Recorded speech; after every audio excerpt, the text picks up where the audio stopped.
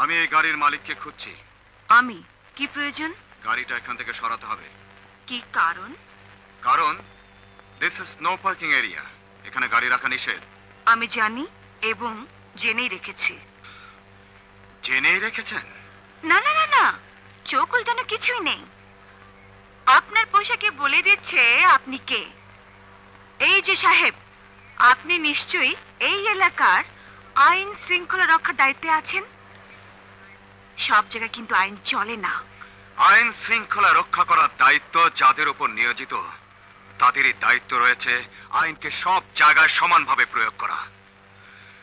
আপনার পরিচয়টা জানতে পারি কি? আমার পরিচয়টা শুনলে আপনি এক্ষুনি এখান থেকে একটি নেংটি ইঁদুরের মতো দৌড়ে পালাবেন। তাহলে আর শুনে দরকার নেই, কারণ যে কোনো অবস্থাতে এই পোশাক আমাকে এখান থেকে পালাতে দেবে না। আপনি যেই হন না কেন, গাড়িটা এখান থেকে সরিয়ে নিন, না হলে ফাইন করে দেব। গাড়িটা এখানেই থাকবে। থাকবে না? থাকবে। সরি, গাড়িটা এখানে না থাকার জন্য আমার যে সামান্য ক্ষমতাটুকু আছে তা আমি ব্যবহার করতে বাধ্য হচ্ছি।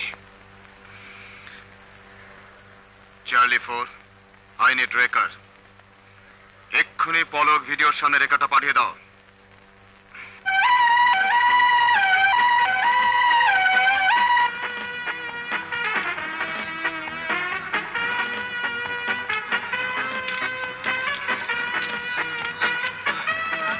সাহেব, এটা কিন্তু একটু বাড়াবাড়ি হয়ে যাচ্ছে।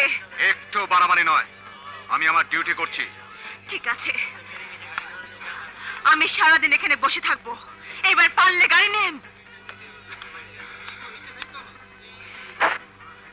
এখনো বলছি গাড়িটা সরিয়ে নিন, না হলে কিন্তু আপনাকে শুদ্ধ গাড়িটা নিয়ে যাব।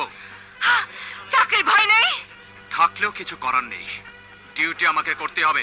এই চলো গাড়ি, এই চলো। ভালো হচ্ছে না কিন্তু, ফলাফল খুব খারাপ। আমি দুঃখিত, জেনেও আমাকে করতে হচ্ছে এই পোশাকের জন্য।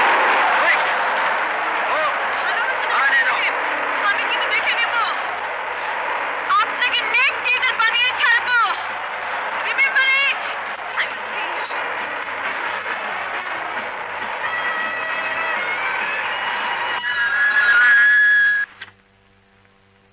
ডিসি জামান স্পিকিং। আব্বু, আমি ধানমন্ডি থানায় এখন অ্যারেস্ট। তার মানে? এই থানার ওসি আমাকে অ্যারেস্ট করেছে, আর কি সব আজে বাজে কথা বলছে। ওই দেখো আবার কেমন করে তাকায়। কোনো মানে জানতে চেও না, কিচ্ছু বলা সম্ভব না। তুমি এক্ষুনি 5 মিনিটের মধ্যে এখানে চলে এসো।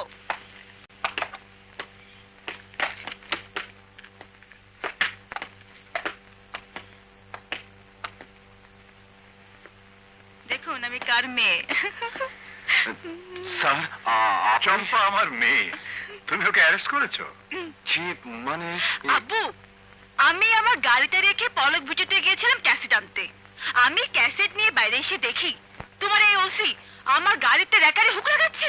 আমি তোমার কথা বললাম, তাতে ওসি সাহেব এখন জ্বলে উঠলো। এরপরে আমি গাড়িতে গিয়ে বসলাম। তোমার ওসি সাহেব আমার কোনো কথাই শুনলেন না, আমাকে শুদ্ধ গাড়িটা থানায় নিয়ে আসলেন। এখন আটকে রেখেছেন। কাঞ্চন, চম্পা সত্যি কথা বলছে? শুধু এইটুকু সত্য, রেকার দিয়ে ওনাকে শুদ্ধ আমি গাড়িটা এখানে নিয়ে এসেছি, এবং আপনি না বলার পূর্ব মুহূর্ত পর্যন্ত আমি জানতাম না উনি আপনার মেয়ে। আপনার মেয়ে জানলেও স্যার আমি এটাই করতাম। উনি নো পার্কিং এরিয়ায় গাড়ি রেখেছিলেন। আমি ওনাকে গাড়ি সরাতে বললে উনি গাড়ি না সরিয়ে আমার ক্ষমতা দেখতে চেয়েছিলেন। আমার যতটুকু ক্ষমতা আছে আমি তাই করেছি। স্যার, আমি ওনাকে অ্যারেস্ট করিনি, নো পার্কিং এরিয়ায় গাড়ি রাখার দায়ে ফাইন করেছি। এটা রিসিট।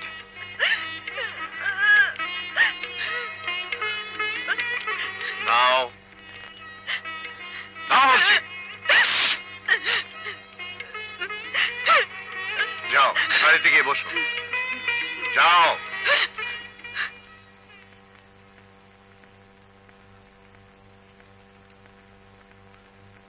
কাঞ্চন, আমি বুঝতে পেরেছি ও একটু খামখেয়ালি, মিথ্যা কথাও বলে। যাকে রাজুর ব্যাপারটা তুমি কি করেছো? স্যার, রাজুর ফাইলে আমি যে ছবিটা দেখেছি, এই রাজু ক্রিমিনাল হতে পারে না। হোয়াট? স্যার, এই রাজু একজন মুক্তিযোদ্ধা ছিল। আমরা একসাথে যুদ্ধ করেছি। ও আমার বন্ধু। ফাইলে যেভাবে লেখা আছে, স্যার, ও এতটা খারাপ হতে পারে না। হয়েছে, এটাই সত্যি। তুমি তোমার দায়িত্ব পালন করো। কখন সে কি ছিল সেটা আমাদের জানার ব্যাপার নয়। এখন সে শহরের একটা আতঙ্ক।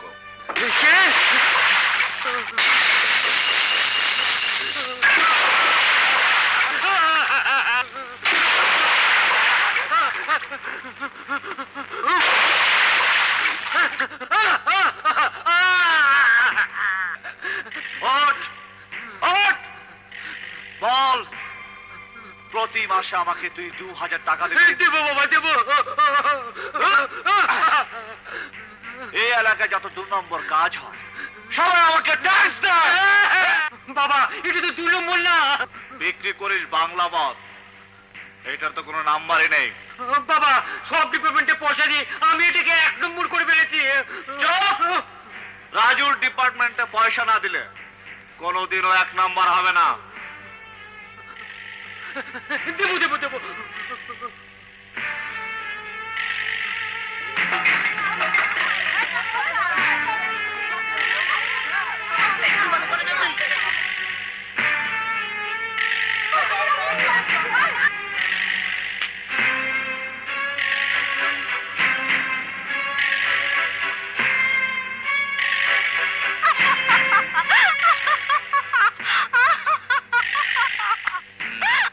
বাহ,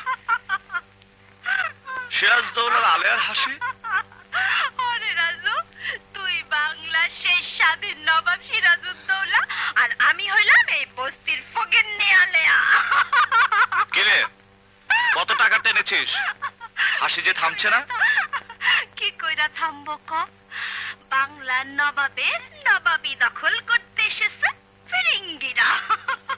পলাশিতে যুদ্ধ হবে, আলেয়াও আছে। আলেয়া যুদ্ধ দেখবে, তোর নবাবি বুঝিয়া যায় রে রাজু মিয়া। চুপ কর। আস্তে চুপ তুমি করো রাজু মিয়া।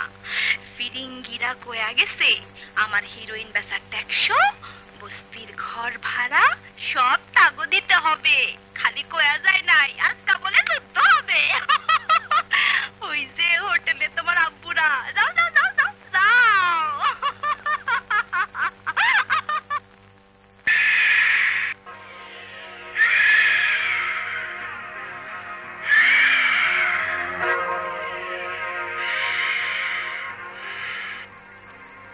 রাজু, বস্তির ভাড়া ফুলিকে দিয়ে হিরোইন বিক্রি করে শুনলাম বেশ মাল কামাচ্ছিস।